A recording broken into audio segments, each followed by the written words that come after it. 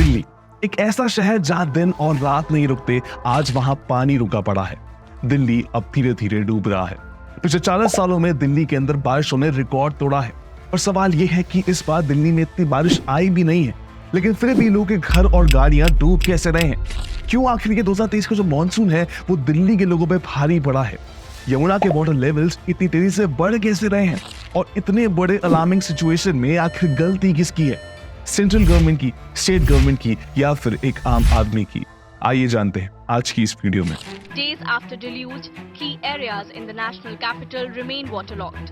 दिल्ली की रफ्तार पर बाढ़ के कारण लगा ब्रेक। आईटीओ की सड़कें बुरी तरह पानी में डूबी हुई हैं, कई रूट किए गए हैं डाइवर्ट। दोस्तों, वीडियो थोड़ी सी लंबी हो सकती है, इसलिए आप चाहें तो वीडियो को स्किप करके अपने इंटरेस्ट के हिसाब से देख सकते हैं। Chapter 1, overview of the disaster. देखिए, इस साल सिर्फ दिल्ली ही नहीं बल्कि हिमाचल प्रदेश, उत्तराखंड, पंजाब, हरियाणा और यूपी जैसे कई शहरों में बहुत तेज बारिशें हुई हैं। कुछ लोगों का मानना है कि नॉर्दर्न इंडिया में तेज बारिशों की वजह से दिल्ली में बाढ़ आई है, जो कि कुछ हद तक सही बात है, लेकिन पूरी तरह से नहीं। देखिए, दिल्ली में 8 और 9 जुलाई को बारिश ने 40 साल का रिकॉर्ड तोड़ा था, लेकिन जब दिल्ली में बाढ़ आई है तो वो ठीक 3-4 दिन बाद यानी कि 13 और 14 जुलाई को आई है। अब इन्हीं 3-4 दिनों के अंदर दिल्ली के अंदर कोई ऐसा मेजर बारिश हुई ही नहीं थी, लेकिन फिर भी यमुना का वाटर लेवल तेजी से राइज हो रहा था।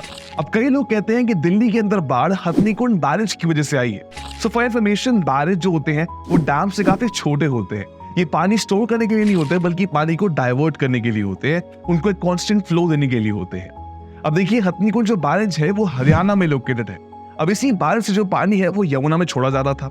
अब यमुना का वाटर लेवल इसी वजह से राइज हो रहा था और इसी की वजह से हमें दिल्ली के अंदर बाढ़ देखने को मिली है। और अब फन फैक्ट ये है कि हथनीकुंड बैरेज से जो पानी रिलीज किया जाता है यमुना में, ये कोई नई बात नहीं है, ये हर साल ही होता है। इनफैक्ट अगर आप पिछले कुछ सालों का रिकॉर्ड उठा के इस साल से कंपेयर करें तो भाई इस साल सबसे कम पानी रिलीज किया गया है। अब आगे बढ़ने से पहले आइए समझते हैं कि जो क्यूसेक है वो होता क्या है। देखिए, क्यूसेक एक मेजरमेंट यूनिट है जो कि पानी के वाटर फ्लो को डिस्क्राइब करने के लिए यूज किया जाता है। अब इसी चीज को दिमाग में रखते हुए आप इन नंबर्स को देखिए। 2019 और 2013 में हथनीकुंड बैरेज से करीब 8 लाख क्यूसेक तक वाटर रिलीज किया गया था, लेकिन उसको आप कंपेयर करें 2023 से तो भाई इस साल सिर्फ और सिर्फ 3.6 लाख क्यूसेक तक पानी रिलीज किया गया है। मान लिया कि बैरेज से निकल रहा पानी दिल्ली के अंदर बाढ़ लेके आ रहा है, लेकिन अगर यही बात है तो दिल्ली में बाढ़ 2019 और 2013 में क्यों नहीं आई? देखिए, सिचुएशन बहुत कॉम्प्लिकेटेड है, इसलिए डिजास्टर के पीछे एक नहीं बल्कि कई रीजंस हैं। आइए जानते हैं इनके बारे में। Chapter 2, reasons for floods in Delhi. Reason 1, bridges and constructions. देखिए, अगर आप यमुना रिवर का ग्राफ दिल्ली के मैप पे देखें तो वजीराबाद बैरेज से लेके ओखला बैरेज का जो डिस्टेंस है वो कम से कम 22 किलोमीटर का है, और इसी 22 किलोमीटर के अंदर आपको कम से कम 25 ब्रिजेस देखने को मिल जाएंगे, यानी कि हर 800 मीटर पे आपको एक ब्रिज देखने को मिल जाएगा। अब एक्सपर्ट्स कहते हैं जब पानी हरियाणा से रिलीज होता है तो वाटर फ्लो बहुत तेज होता है। अब जब यही तेज वाटर फ्लो आके ब्रिजेस से टकराता है तो वाटर फ्लो काफी डिस्टर्ब हो जाता है, काफी स्लो हो जाता है। अब ऑब्वियस सी बात है, वाटर फ्लो यहाँ स्लो हो गया है, पीछे से पानी तेज आ रहा है, तो जब ये दोनों मिल जाते हैं तो वाटर लेवल जो है ऑटोमेटिकली वो राइज हो जाता है। अब जब वाटर लेवल राइज होगा तो पाइप सबके घर में घुसेगा ही। Reason 2, increase in water bed. अब दिल्ली के ठीक ऊपर यानी कि हरियाणा की यमुनानगर डिस्ट्रिक्ट में काफी इलीगल माइनिंग की जाती है। इसकी वजह से दिल्ली के अंदर सिर्फ यमुना का पानी नहीं आ रहा है, बल्कि यमुना के पानी के साथ साथ माइनिंग वाली मिट्टी भी आ रही है। समझने वाली बात यह है कि अगर यमुना की गहराई ज्यादा होती तो दिल्ली शहर में पानी आता ही नहीं। इसको आप आसान शब्दों में समझिए। देखिए, यमुना के पानी के साथ जो मिट्टी आ रही है वो धीरे धीरे जाके यमुना के नीचे डिपॉजिट हो रही है, जिसकी वजह से यमुना का जो वाटर बेड है वो इंक्रीज होता जा रहा है। अब जैसे जैसे मिट्टी और बढ़ती जाएगी वैसे वैसे पानी का जो ऊपर लेवल है वो और बढ़ता जाएगा, जिसकी वजह से अगेन बाढ़ आने के चांसेस मैक्सिमम हो जाते हैं। Reason 3, urbanisation on flood plain. अब आगे बढ़ने से पहले आइए समझते हैं ये फ्लड प्लेन्स क्या होते हैं। देखिए, किसी भी नदी के आसपास यानी कि राइट और लेफ्ट के कम से कम 5 किलोमीटर के दायरे को हम फ्लड प्लेन्स कहते हैं। ये फ्लड प्लेन्स के अंदर जितनी मिट्टी होती है ये पानी को बहुत अच्छे से सोख लेती है, इसलिए अगर कभी भी फ्लड आने के चांसेस होते हैं, किसी नदी में एक्सेस वाटर आ जाता है तो ये फ्लड प्लेन्स काफी आसानी से पानी को सोख लेते हैं, और इन्हीं फ्लड प्लेन्स की वजह से शहरों में पानी के फ्लड के चांसेस बहुत कम हो जाते हैं। लेकिन दिल्ली के अंदर इन्हीं फ्लड प्लेन्स पे अर्बनाइजेशन और डेवलपमेंट जोरों शोरों से है, जिसकी वजह से दिल्ली के अंदर फ्लड प्लेन्स एग्जिस्ट ही नहीं करते हैं। मतलब इन फ्लड प्लेन्स के ऊपर flyovers, bus stops, garbage dump, slums, ये सब बहुत केयरलेसली बना दिए गए हैं। इसी अनप्लान्ड अर्बनाइजेशन की वजह से जब लोग बहुत केयरलेसली नदियों में कूड़ा फेंकेंगे नेचर के साथ एक अब्यूजिव रिलेशनशिप में रहेंगे तो भाई ड्रेनेज की दिक्कत तो आएगी ही। अब इसी ड्रेनेज की वजह से, इतनी केयरलेसनेस की वजह से जो पानी है वो शहरों में घुस जाता है। अब ये केयरलेसनेस चाहे स्टेट गवर्नमेंट की हो, सेंट्रल गवर्नमेंट की या फिर एक आम आदमी की, नुकसान इसमें सभी का होता है। Chapter 3, who is the real villain. जहां तक बात की जा रही है पानी के फ्लो की, तो थोड़ा रिविजन कर लेते हैं। आपको याद होगा मैंने कहा था कि जो बैरेजेस होते हैं ये डैम्स की तरह पानी स्टोर नहीं करते। बैरेजेस बनाए जाते हैं पानी को डाइवर्ट करने के लिए, कांस्टेंट फ्लो देने के लिए। लेकिन जब तेज बारिश की वजह से बैरेजेस से पानी भर जाता है तो बैरेजेस डैम्स की तरह स्ट्रांग नहीं होते।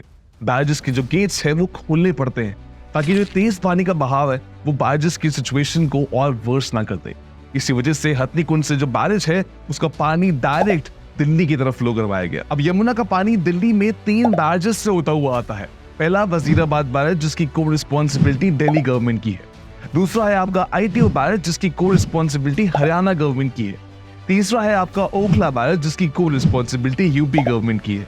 अब आप यकीन नहीं मानेंगे लेकिन जो मेन दिक्कत आई है वो आई है ITO बैरेज से जिसकी को रिस्पॉन्सिबिलिटी हरियाणा गवर्नमेंट की है। ITO बैरेज के 32 में से 5 गेट खुल ही नहीं पाए, या फिर ये कहिए कि उन गेट्स की टाइमली मेंटेनेंस हुई ही नहीं थी, इसलिए उन गेट्स पे जंग लग गया था।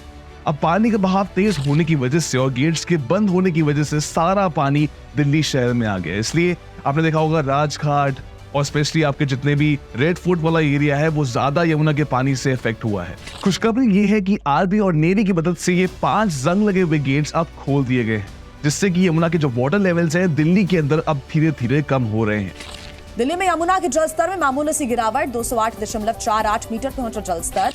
लेकिन देखिए डीप डाउन इनसाइड हम ये सब जानते हैं कि क्लाइमेट चेंज है, ये नेचर कॉल है। दिल्ली के अंदर पहले भी फ्लड्स आ चुके हैं, ये सब कुछ होना ही नहीं चाहिए था। अगर उन बैरेजेस की टाइमली और ईयरली मेंटेनेंस की जाती तो शायद आज दिल्ली की ये हालत ना होती। देखिए ये वक्त ब्लेम गेम्स खेलने का नहीं है, बल्कि अपने रोल्स एंड रिस्पॉन्सिबिलिटीज को समझने का है। दिल्ली की स्टेट गवर्नमेंट को समझना होगा कि अगर उन्हें आने वाले टाइम में दिल्ली को ऐसी बाढ़ से बचाना है तो फिर उन्हें किसी और गवर्नमेंट के भरोसे नहीं बैठना होगा। फ्लड प्लेन्स को खाली कराना होगा, गार्बेज डंप्स एंड अर्बनाइजेशन को रोकना होगा ताकि जो ड्रेनेज सिस्टम है ये टोटली मेंटेन रह सके। प्लस ज्यादा पेड़ लगाने पड़ेंगे। दिल्ली की गवर्नमेंट को सीवेज सिस्टम को और एक्सपैंड करना होगा। और हाँ, सस्टेनेबल टेक्निक्स जैसे कि आपका रेन वाटर हार्वेस्टिंग, इन सारी टेक्निक्स का दिल्ली की गवर्नमेंट को सहारा लेना होगा। वहीं at the same time central government को समझना होगा कि वो दिल्ली की गवर्नमेंट को फाइनेंशियली सपोर्ट करे ताकि अब तक फ्लड से अफेक्टेड जितनी भी फैमिलीज है, जितनों ने भी लॉसेस झेले हैं, अब उन्हें उन लॉसेस का सामना ना करना पड़े। प्लस सेंट्रल गवर्नमेंट को पॉलिसीज फॉर्मेशन पे ध्यान देना होगा ताकि वो दिल्ली गवर्नमेंट की अर्बन प्लानिंग में उनका साथ दे सके, क्योंकि अगर अर्बनाइजेशन प्लानिंग के साथ की जाएगी तो दिल्ली के अंदर बाढ़ आने के चांसेस बिल्कुल कम हो जाएंगे। इतना ही नहीं, सेंट्रल गवर्नमेंट दिल्ली गवर्नमेंट को टेक्निकल सपोर्ट दे सकती है ताकि आने वाले टाइम में अगर कोई भी इंफ्रास्ट्रक्चर डिजाइन किया जा रहा है वो ऐसे डिजाइन किया जाए ताकि वो फ्लड को काफी आसानी से मैनेज कर सके। एज अ गुड सिटीजन हमें समझना होगा कि आज दिल्ली के अंदर जो कुछ भी हुआ है ये क्लियरली एक्शन के कॉन्सिक्वेंसेस है। मिली में हमने नेचर से पंगा लिया है, अब नेचर हमसे पंगा तो लेगा ही। प्लस मैंने देखा है कि लोग फ्लड प्लेन्स पे रह रहे हैं, विच इज वेरी डेंजरस, और लोग बहुत केयरलेसली नदी में कूड़ा फेंक देते हैं। देखिए आपके ऐसा करने से नदियों के चोक होने के चांसेस डबल अप हो जाते हैं, और जब यही नदियां चोक होती हैं तो ये नदियों का पानी आपके घर को चोक कर देता है, और एक दिन ऐसा ना हो कि शायद ये आपको ही चोक कर दे। इसलिए मैं वापस कहता हूँ, ये जो वक्त है ये ब्लेम गेम खेलने का नहीं है। इस पूरे डिजास्टर में गलती हम सब की है, तो इसलिए भुगतान भी हम सबको करना होगा। इस पूरे वक्त में हम सबको आगे आना होगा, हाथ से हाथ मिलाना होगा और नेचर के आगे झुकना होगा, क्योंकि ये जो नेचर है ना, ये हमारी माँ की तरह है। ये हमें तब तक सबक नहीं सिखाती जब तक हम कोई गलती ना कर दे। असलियत ये है कि हम नेचर को बहुत परेशान कर चुके हैं, लेकिन अगर नेचर ने हमें परेशान करना शुरू कर दिया तब शायद बात कुछ और होगी। Well guys, thank you so much for watching this video. I hope video आपको अच्छी लगी होगी, और हाँ, अगर ये वीडियो पसंद आती है तो आई एम श्योर आपको ये दोनों वीडियोस पसंद आएंगी। चलिए मैं साहिल मिलूंगा आपसे अगली वीडियो में, तब तक के लिए गुड बाय।